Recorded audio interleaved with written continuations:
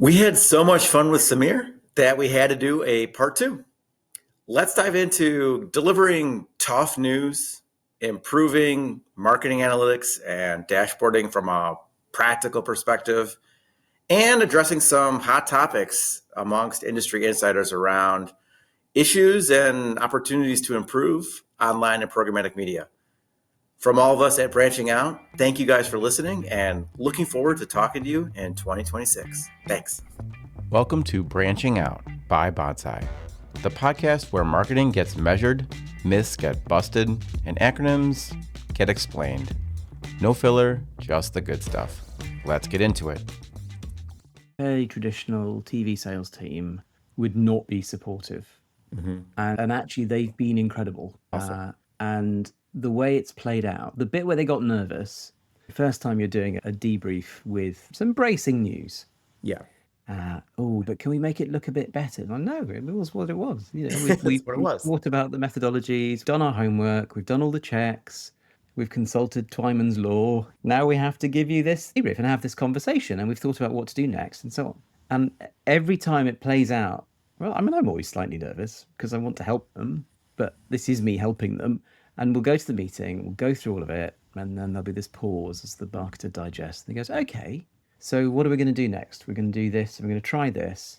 And then there's this sort of sense of relief from the salesperson. They're like, oh, that was like really bracing news. And yet they're not saying TV is henceforth cast into the outer darkness. I never want to see you again. They're saying, okay, let's work to make it better. Mm-hmm. And that is just such a lovely feeling because it means that we've done our job in terms, there's always a degree of suspicion. Well, you're from the TV, you're from the broadcaster. Of course, you're going to say it was good. Yeah. And we do a lot of work with the methodologies, with all of the stuff, just like you do, to really be careful. And then when you get to those sorts of conversations, it's just lovely. And it's that, in a weird way, it's a bit like, when I was working in agencies, although increasingly the incentives are more nuanced and complicated, at the time, it was very much, the client's paying you to do stuff, you do stuff to make their business better. Mm-hmm. And there's something refreshingly simple about that. Mm-hmm. It is, oh, I work for you. Okay, good. Let me try and help you then. And that's, you talk about being in bed with business rather than with marketing. I think that's exactly the right spirit. And where you see it particularly, I think, at the moment, is these sorts of small, medium-sized businesses who are trying to grow from nothing. And they go on that sort of typical journey of, okay, we'll start with Meta, we'll grow as much as we can, we'll use images from the catalog or the site or whatever. And then, this YouTube thing, that's a bit scary. We've got to have moving images now. How do we do that? Oh, okay. Other achievement unlocked. Yeah. And then we come a bit later in that journey. And I would say to an advertiser like this, yeah, we've run some tests on your creative. Honestly, we don't think you should give us any money right now. Go back to YouTube, go back to the nursery slopes and keep going until you've got better communication, because at the moment you'd be wasting your time and money. And that the counterintuitive joy of someone at ITV saying, yeah, go and do it on YouTube, I just like, because it's another way of underlining our credibility, but also it means that by the time they come back to us, they're in a better position. And you're not going to get great studies from bad advertisers on your platform. No. It's just the reality. So to put our kind of incentives hat on, right? It's like, yeah, you need them to do a good job, and it doesn't help you. Great, we got this business that's not ready for this. We got the contract, but they're not going to be back, or this, we can't put this on the website. Like, you're in the business of telling these great stories, and yeah, that's exactly the right way to do it. I think it's okay to say out loud the sort of universal truth that we do agree. We want marketers to have more resources. We want them to get bigger budgets, to be more important, to have better say. They're critical to growth. They define growth in almost every place. And so they are underfunded, they are underrepresented. You way more often see problems because there wasn't enough good marketing, not because they did too much bad marketing. And so in that world, it's like, we're team marketer, we're here to get you the bigger budget. I think it's fair to say there's so much effort and so many smart people are devoted to then trying to, okay, we know getting the win was great. Let's use it to get more marketing to grow this business further. And, finance historically gave 10% of the company's revenue to marketing. If we tell this great story, they're going to give us 13% or 15%, or they're going to grow it. And yes, That's a good remit, and it should continue to some degree. But it misses another opportunity, which is if whether or not the finance guy believes you, if you've moved the business forward and the business is bigger, guess what? You've got a bigger marketing budget because 10% of a bigger company is more money. So it's just sort of like being okay with that too, of yes, let's tell great stories, but also let's move the needle and then let's do both. And guess what? Telling the truth is also team marketing. It just doesn't, it hasn't always been dressed up that way. And the emphasis is more on that side of it and maybe less on advocacy side of it. So yeah, I don't know. I love what you're doing. Either one marketing metric or marketing type or measurement type. Like what's something that people are obsessing over right now that is absolutely not useful? I was thinking about this one. It's a weird, there are so many candidates to choose from in a way, but then it slightly takes us back into that, oh, they're using the wrong metric, and if they use this other one. I'm going to go for a kind of meta bad habit.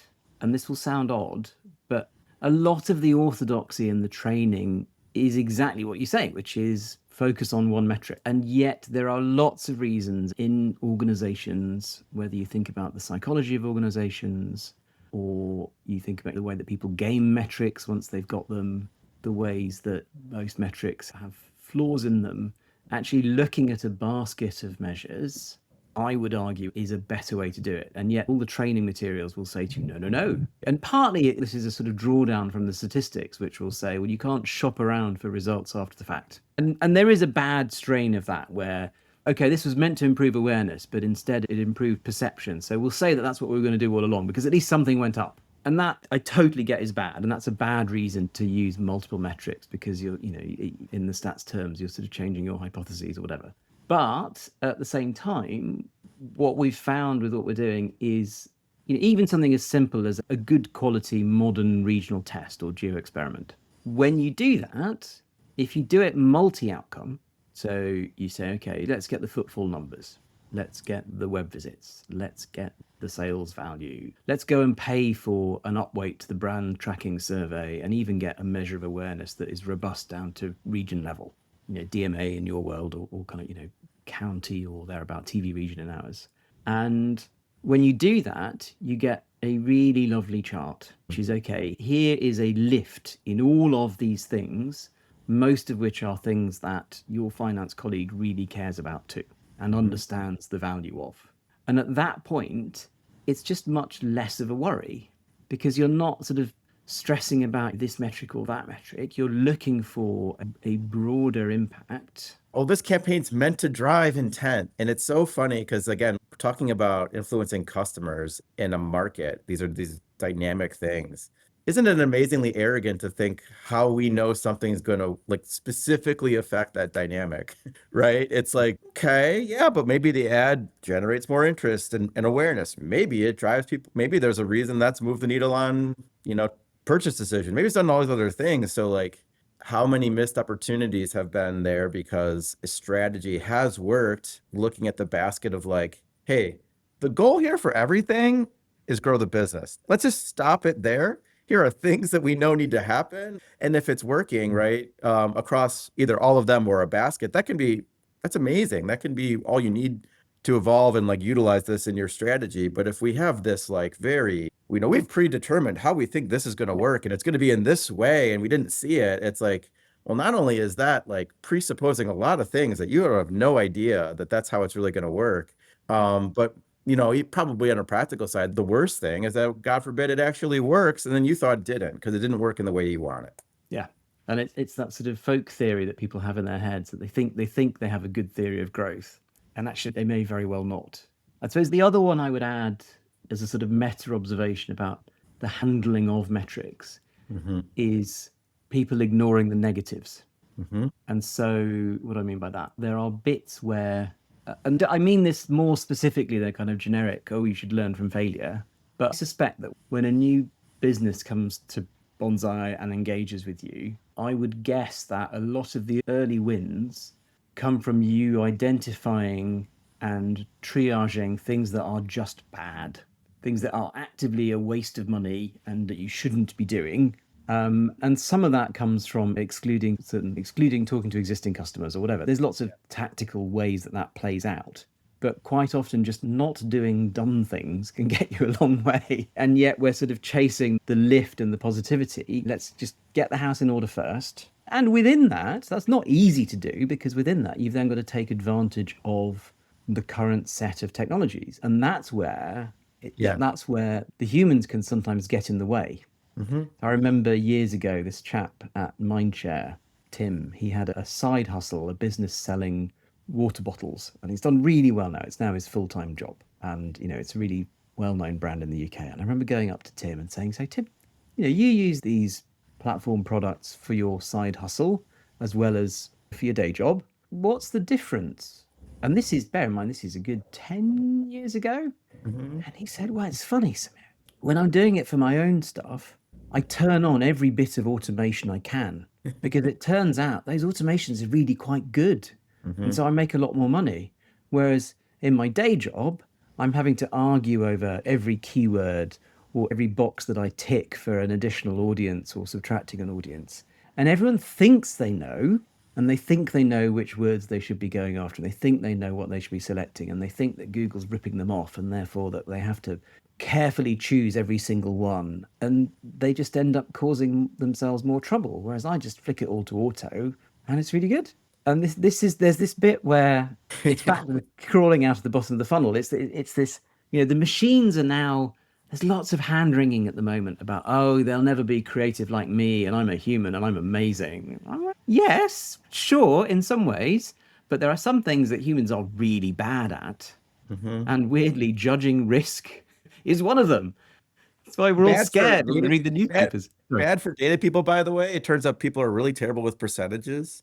But that's a separate, we will not talk about that today. But yeah, so bad with risk, bad with percentages. Gosh, well, you want my take on automation and how to. So here, I'll give you the shortest answer, which is, for me, it's people don't, an automation algorithm formula, whatever, all that stuff. If your problem is to solve a million little decisions, you want an automation. If you've got other problems, like make one big giant decision, please, please have a person do it. That's it. Like, that's my biggest point of view. I think most keyword or this whatever, that people don't, because we don't train, like the orthodoxy isn't what I would call like tech first, in the sense, or even these systems, like how does this thing even work? It's not intuitive. It's not, I can tell you how a billboard works, and none of us need an explanation. It's up in the air, something's on it. That's the end of the billboard. Digital systems are just very different. And I just think people in general, long-term lack of awareness. A system, not what you think it is. It's not like this one decision or that one decision. This is simply a system that has billions of little decisions going on all the time. You never need to get that right of an answer at any one point, but if you can be slightly more right than you're wrong over a broad period, you're going to be wowed by what happens. But that's not how we explain it. That's not how it kind of stuns us. What do you mean? What do I do with all of these practices I've learned based on making these big decisions? And that's, don't worry about them. They're not what you think. There are things you need to go do, and they're very different things. And I'm not saying there's work to do, but the work itself is very different. And that's how I see all these systems, frankly. Yeah, that's it, because it's you do see these, on LinkedIn, I'll see these sorts of search performance. People will just be really angry all the time. I mean, it must be exhausting. They're angry about everything that Meta or Google do. Oh, they've done this in PMax, and oh, they've done this, and oh, they're hiding my visibility. They're taking away visibility of my campaigns.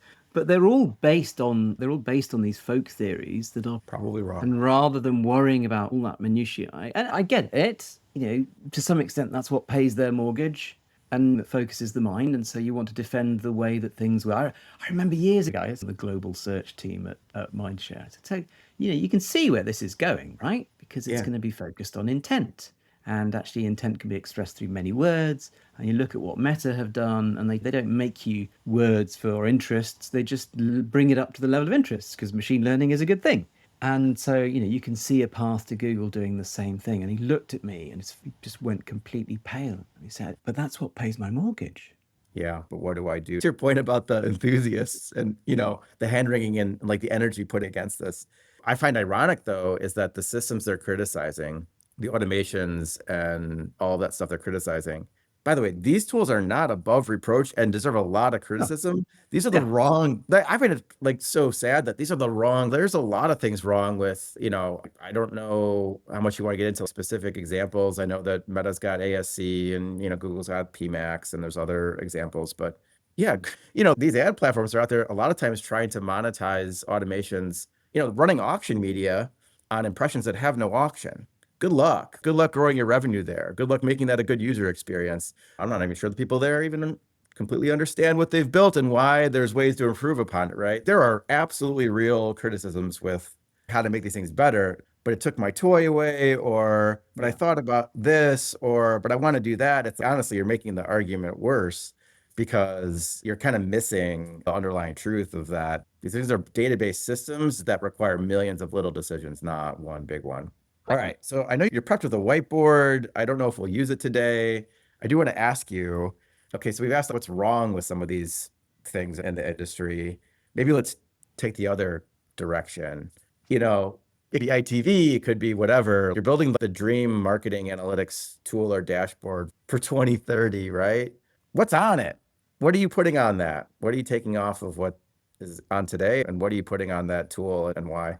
Okay, so maybe start with a general dashboarding principle, which in a way comes back to the sort of true but dull and false but interesting map, if you like, or 2x2, is that, and I know you think about this a lot, just putting some numbers onto a screen in a graph does not make it a dashboard. The dashboard in your car is there for some very specific reasons, largely to stop you dying. And so it has evolved over time, along with the control surfaces of the car, to encourage, continued life. And so knowing how fast you go is a really important thing. Yeah. And knowing the revs of the engine when you had engines was a thing that you might need to know about because you could damage your car. Those are two good things to know. There's a bunch of other stuff that is explicitly not there. It is not wired in. It is not showing up. So just saying, well, I've put some numbers here in a thing, that makes it a dashboard. Well, no, it doesn't, because in a way, the theme of what we've been talking about is you need to have an underlying theory of what does and doesn't matter. Mm-hmm. And without that, it is just some numbers. But numbers plus a theory can start to get you to some sense of what you should be focusing on and what matters. So I suppose I'd have that as a kind of general point of it. Designing a dashboard, not so much about the look and feel of it. And yes, you can worry about your car dashboard and do I do miles per hour or kilometers per hour? Do I do both? Do I have a illuminated needle or not? Sure, go for your life. Do all of that if you want. But just think, first of all, what is the equivalent of speed in this context? And speed is a derived measure. It's a derivative. It's a function of change of something over time.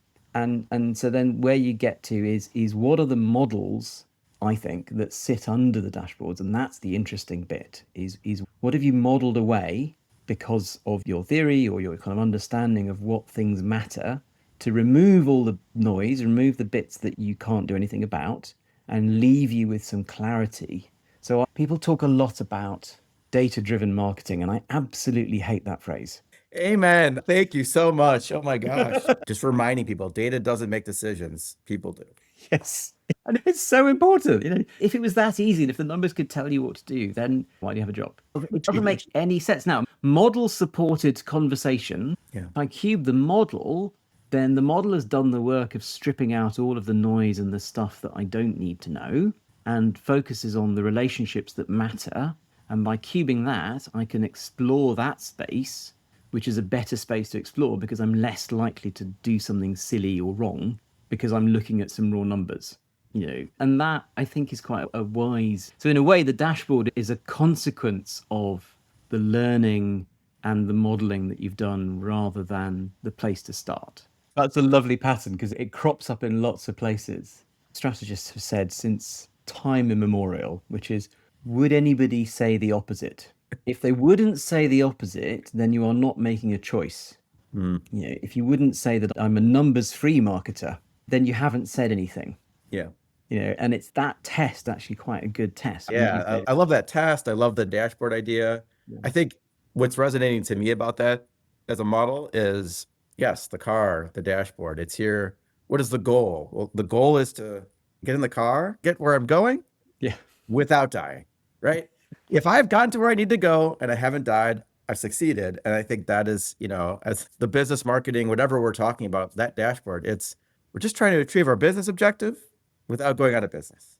If what you have on that is helping us get to those aims, it's probably fine. It's probably great. And it doesn't mean it's easy. Work that you're doing is that it's, to have a successful readout of speed, having decided that you think speed is an important thing, Yeah. then have to have something a machine that can essentially differentiate. Mhm. And then you've got to think about, what sort of time windows is it differentiating over? And, how will it behave in the different failure modes that exist? What will it do when one of the car's wheels is off the ground? Or, all of that thought has gone into kind of safety engineering in cars over decades. And yet in the marketing world, it feels like we're still floundering around with people walking in front of the cars with flags. Rather than thinking, because there's so much of this stuff has not been visible and not been measurable, which I guess gets you. I will actually now try and answer your question. So what I'm trying to get to for telly is three related things. The first thing I want is a more kinetic measure, let's call it real time, why not, of ratings of the audiences. And that's not because I think that audience first thinking is the right way to go. One of the things we haven't talked about yet is another counterintuitive thing in digital marketing is, these days you will have people start on Meta and they start with completely open targeting. They come with no prejudices at all. And they plug in the outcome variable, whatever it is, the API, and they say, right, go forth, Meta, Google, TikTok, and find what works, and then come back and tell me when you have. I am not going to kind of hamstring you by giving you my prejudices about audience. So there's a whole sort of, there's a way in which kind of audience first thinking can limit you, because we forget that an audience was only ever a hypothesis. It was just a hypothesis about what might work better than talking to everybody with a pulse, and you might have been right and you might not. So I know it's weird, but my first thing would be a real-time measure of audience, partly because this flips the analogy now. By putting a different thing on the dashboard, I make the engineers have to do something different behind the scenes. This is a bit weird for people who don't have a background in TV measurement. Maybe if I just do a layup first. Yeah. We talked earlier about how the audience measurement system was the thing that we invested in. Yes. And because this was a contested set of numbers between buyers and sellers, and the buyers don't want to get ripped off and the sellers want to get fair amounts of money, there was a lot of pressure on the measurement geeks in the middle from both sides. And they were told, in no uncertain terms, you have to make it accurate and it has to be reliable and dependable and transparent and all these good things that we're supposed to want, like motherhood and apple pie. And so they felt this pressure for many, many years, for decades, really. And so we now have a world where we have these incredibly expensive panels, where we have some really complicated weighting processes on top of those, and some algorithms that are not always designed actually to be spot on, but to be consistent, because what you don't want for a currency number is for it to be one thing on a Monday and another thing on a Tuesday. That's not good. Currency fluctuation is bad. And so we've ended up in this world where their value system is about the quality of measurement. But in the meantime, what's happening is the tail of the distribution of viewing is becoming bigger and bigger. And there are fewer and fewer things that a panel-based system can actually measure. And so you have this debate. There was a conference called ASI, which happened in Copenhagen this year. And there was an awful lot of hand-wringing in this audience with people saying, audience measurement has to be about beautiful, high-quality, stratified sampling panels with amazing weighting layers on top derived from an establishment survey that's also very expensive, because it has to be right. We have to count correctly. And don't be coming at me with any of that dirty, large-scale device-based data, because that's just impressions. It's not people. And how dare you? My panel is beautiful and made by unicorns. And that is honestly the subtext version of the debate that is happening. Yeah. And yet you or I would look at that and go, well, hang on a minute. At some point, I've already got like 7 screens in this room. Yeah. We're going to get to a point where we can't do it that way, either in terms of the devices or in terms of the viewing patterns and so on. So the reason for me saying my first block of my 3-block dashboard is real-time audience measurement, because what that does is it immediately changes the brief to the engineers, because what they have to do is then think, okay, right, I need to do something different. I need all of those tellies, and I need all of them to phone home and tell me what they're watching. And then I need some sort of machine learning model on top of that that makes a reasonable prediction of what my fancy schmancy audience measurement panel thing will tell me a week later. Because I know, dear listeners, I know it seems incredible, but people wait weeks, if not months, for some of their TV reporting to come through.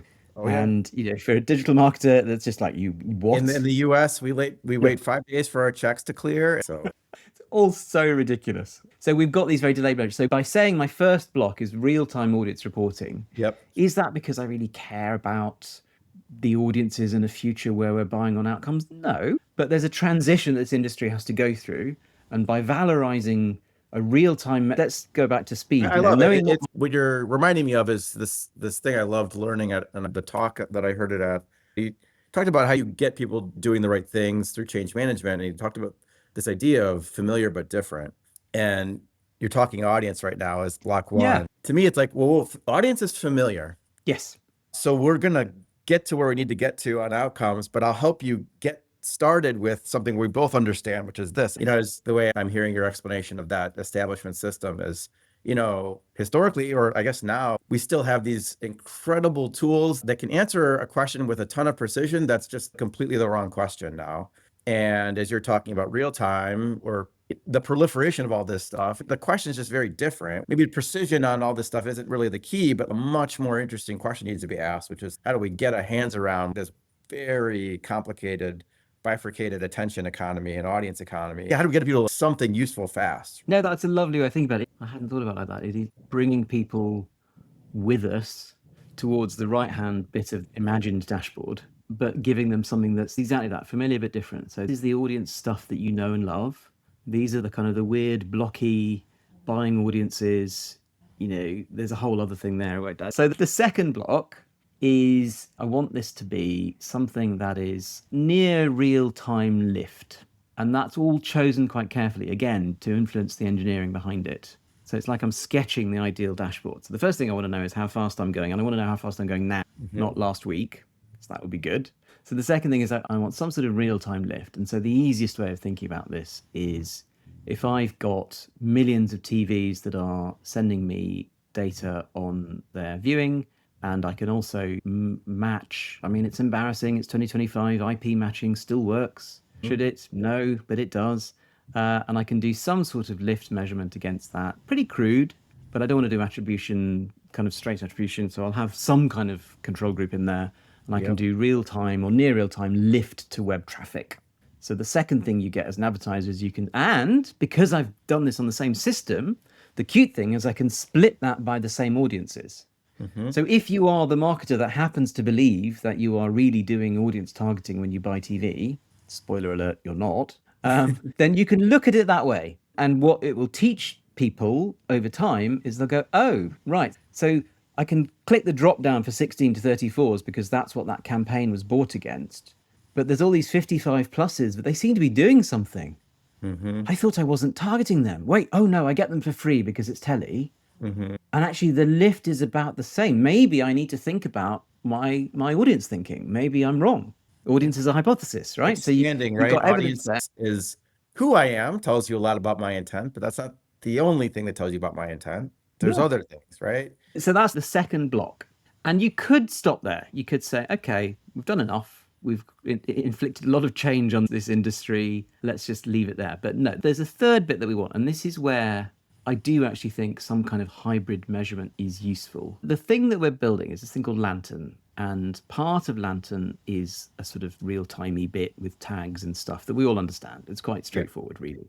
But the bit that has surprised people is that we also are investing in a panel, but it's not an audience panel. It's not, come into the room and tell us that you're in the room so that we can record that you're watching TV. It's an online behavioral panel. So it's essentially a way of gathering up all of the behaviors that you're doing with full consent and paying you for the privilege at a decent scale. And it turns out that, 30 years ago, There used to be this panel in the US called Compete, I think, and it died a death. I was a real fan of it, but it was far too expensive. But these days, because everything I do is recorded in a login somewhere, it's actually really cheap as a research exercise to get people to share that data with you. So, we'll get to a panel of about 15,000 people, which is twice the size of Very the big. audio panel. And I have a theory that one of the things that we're trying to do is there's this kind of market failure in panels, behavioral panels, where everyone's got like a 5K panel. I'm like, I don't want that.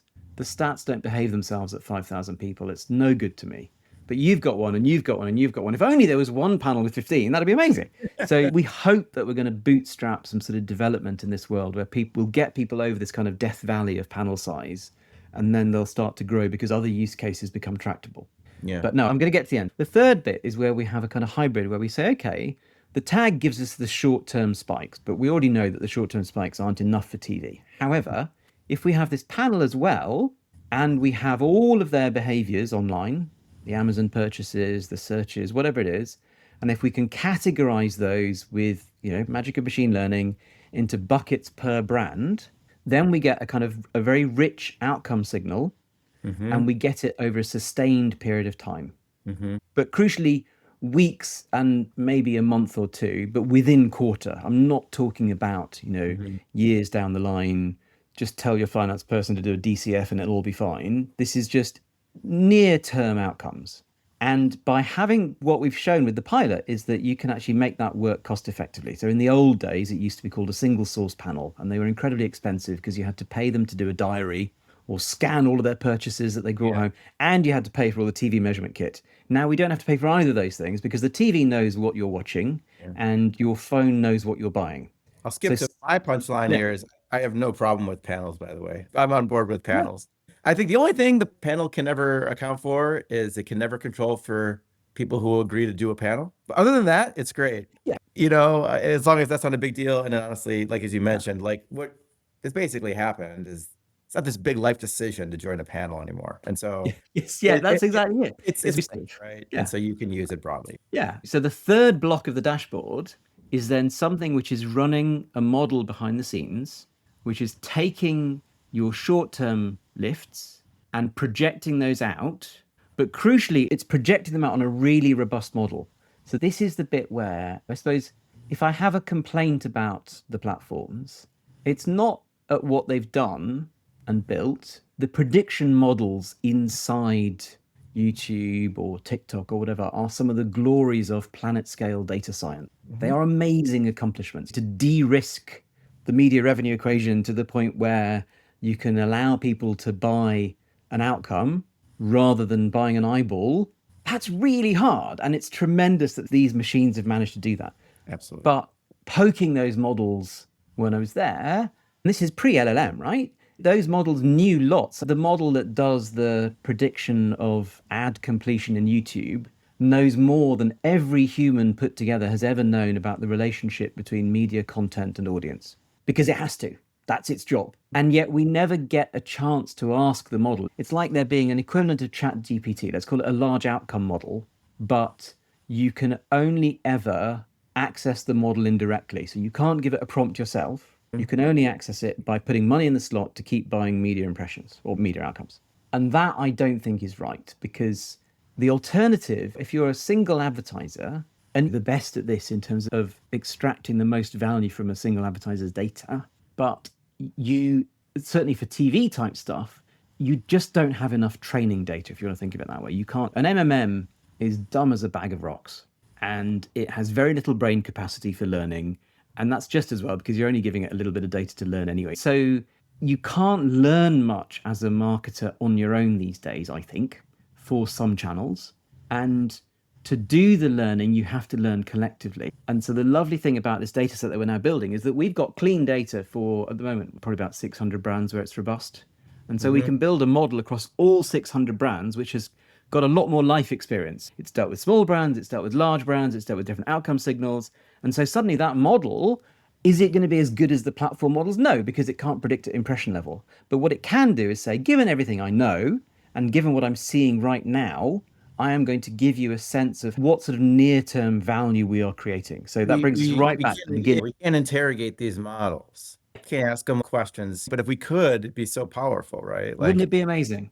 so an advertiser is one way to benefit, but think about your example on the viewer ad completion and viewing insights, right? Because it's like, can you imagine how much better the open internet would be? All of click Yeah. spam would go away, because what is click spam? It's an ad network trying to charge for an outcome that behind the scenes, it doesn't actually know what's going to cause a click.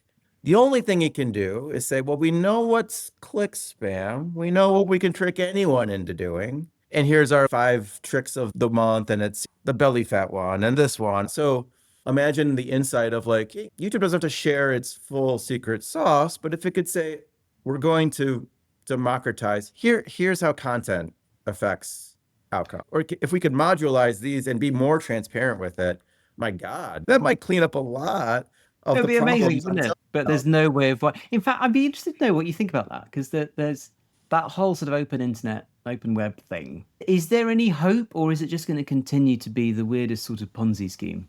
Yeah, I think everyone I know who's passionate about it, I think we know similar people who are like the most passionate about it. I think all the main narratives around what needs to change and why, I think are all true. I think I personally don't care as much about updating, say, legislation or pursuing kind of the legal and ethical Yeah. side of it. Because for me, what I would challenge anyone is like, you could bring me all of your, the worst cases or the biggest frauds or, gaming the auction markets or, all these things that are probably going on and probably all true and probably all bad.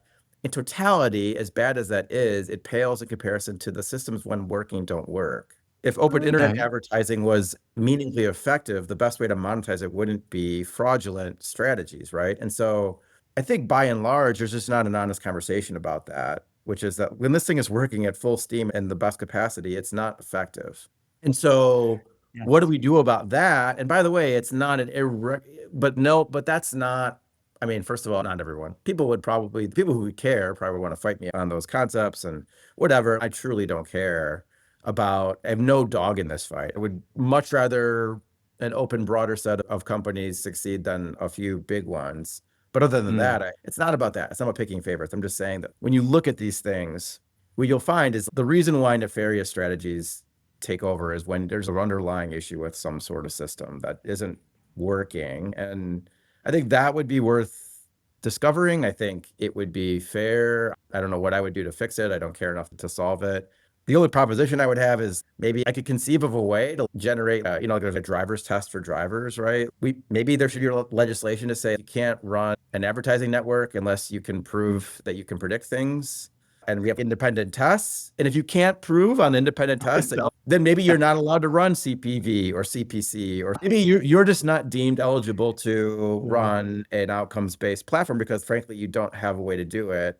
And I have no idea what that would look like, but maybe that's one idea, right? But to me, that's better than just trying to throw lawsuits at it or essentially dragging it into the bigger questions around what's fair and right. Good questions, but I feel like a lot of people are spinning their wheels and not going to get very far. And it's too late. All of those things were bad, but they happened. And, Google Eric Seifert talks about how it's less than 10% now for them, at which point you go, whatever, we've got other things to worry about. Let's just get rid of it.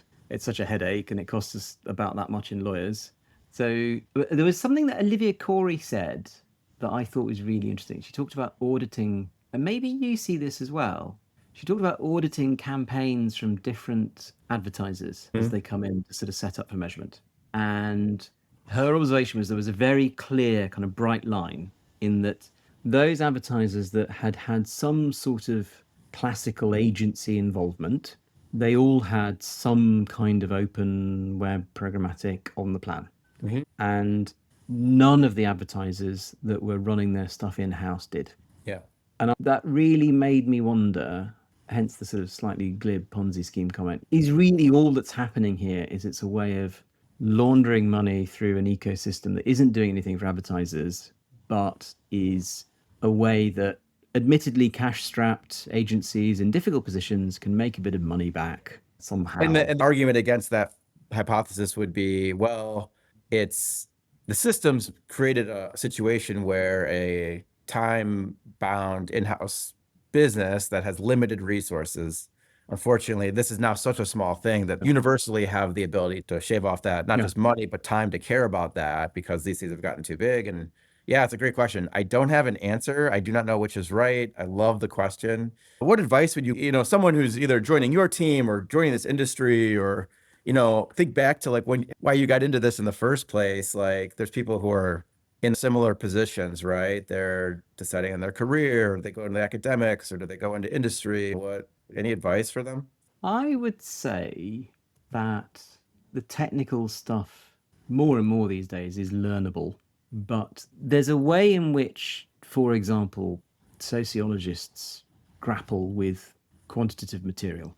And my observation would be that people on my team, those a glimpse of that way into quantitative disciplines, even economists as well, although that's kind of more obvious.